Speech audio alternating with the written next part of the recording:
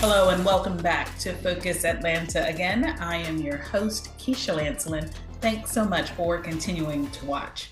In this segment, we're going to talk a little bit with the parents. I know screen time is a big thing in almost every household, and we're wondering how to taper it down. Well, I'm here with Emily Carter, and we want to introduce you to Wanderwing. Hi, thank you so much for having me today. I appreciate it. It's so good to meet you. Well, you know you've got to start at the beginning. What is Wanderwing? Yeah, so I've created Wanderwing about a year ago. I had the idea just watching my kids and how they use technology. Because we are in a stage today where no one, very few people, very few are going to go their entire life without ever interacting with a screen. And so I think it's important for kids from the beginning to learn that a screen has its time and it's time that it needs to be put away. So kind of teaching that screen balance is what really inspired me to create Wanderwing. I love that because, so much of what we read now is talking about restriction. And I guess Hmm. I just wonder how realistic is that to completely restrict screen time for the kids? So, when did you realize that this was an important undertaking? Yeah, like I said, just kind of raising my own daughters, but really and truly, right now we are all having this discussion around screen time that it should be restricted by age. Wait until this time and then they're allowed this much and so on and so forth. So it's focused on age and time. And that works for a lot of different things in our society, for alcohol, cigarettes, all of those types of things. But lots of people can go their entire life without ever using any of alcohol, cigarettes, gambling, any of those types of things. But it's going to be very difficult to go your entire life without using a screen, even in your job or anything. And so, teaching kids how to use a screen as a tool is really important. And what's different about Wanderwing is that it has that completion loop. So most of kids' tech today encourages kids for one more scroll, one more swipe, one more something like that. And so that's why from the outside, you set a timer, you think that you've agreed upon this time, and you're like, okay, sweetie, the timer's up, time to hand back your screen. And they are looking at you like you just turned off the movie in the middle of Toy Story 3 when they're like holding hands and about to go into the incinerator. Because in their mind, that's what you did because they were in the middle of a cliffhanger. So, what makes Wanderwing different is that each game has a beginning and an end.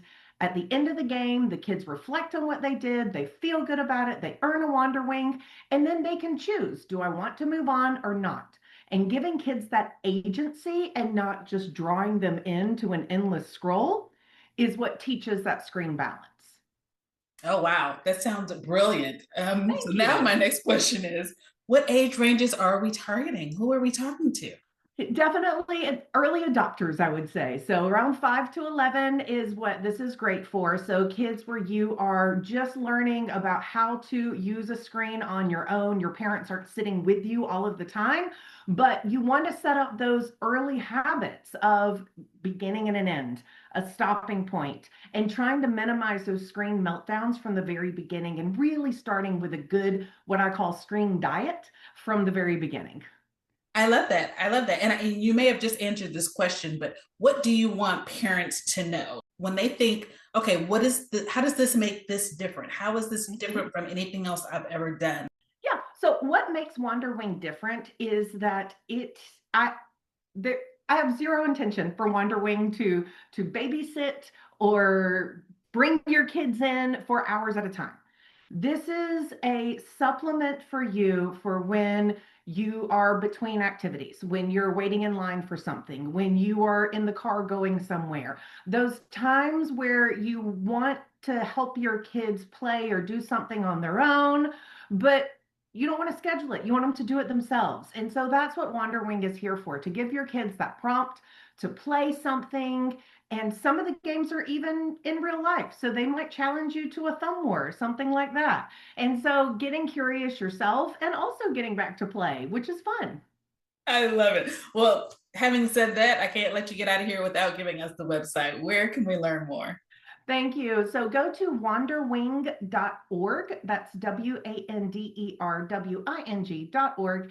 And just click on the button that says try Wanderwing. You can try it for free. I want to hear what you are thinking. This is a brand new business and we are building this together. And so I'm really looking forward to hearing feedback from parents on how we can make Wanderwing just the best tool for you. Emily, thank you so much for making time for us here on Focus Atlanta. It was good to meet you. Thank you so much. This was wonderful.